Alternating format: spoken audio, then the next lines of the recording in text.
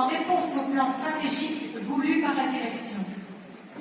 Les orientations et les coupes budgétaires prévues dans ce plan menacent le fonctionnement de notre maison, et d'abord ses missions de service public. Et cela, au moment même où nos salles de concert sont pleines et nos radios enregistrent des records d'audience.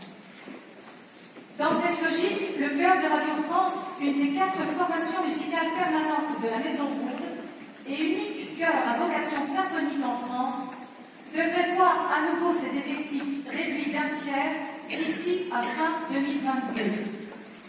Depuis 72 ans, il est le partenaire privilégié et indissociable de la création contemporaine qu'il défend sans relâche.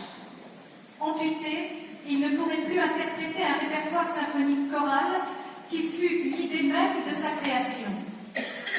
Depuis le début de la grève, les formations musicales dont la survie dépendra demain en grande partie du mécénat privé ont annulé la mort dans l'âme presque tous leurs concerts, afin de faire entendre la voix de toutes celles et de tous ceux qui font vivre cette maison et créent au quotidien une radio qui sait divertir, informer, cultiver, mais aussi questionner.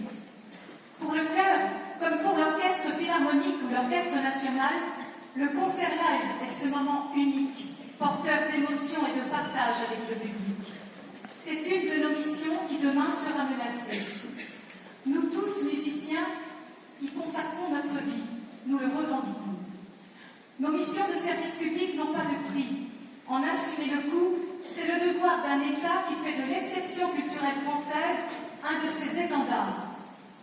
Ainsi, depuis 80 jours, les chanteurs du chœur de Radio France démontrent inlassablement à la direction l'ineptie non seulement artistique, mais aussi sans réel bénéfice comptable, d'un plan qui aboutirait à un chœur de 60 artistes, soit la moitié de ce qu'il était 5 ans auparavant. Ils n'acceptent pas de perdre leur identité et ce qui fait le chœur et la spécificité de leur métier. Comme d'autres services de Radio France ciblés par ce plan drastique de réduction, les 90 artistes du chœur n'acceptent pas de voir leur mission se rétrécir quand les économies demandées sont possibles autrement. Ils clament halte au massacre et demandent à la direction de revoir son projet. Merci de m'avoir écouté. Bon concert.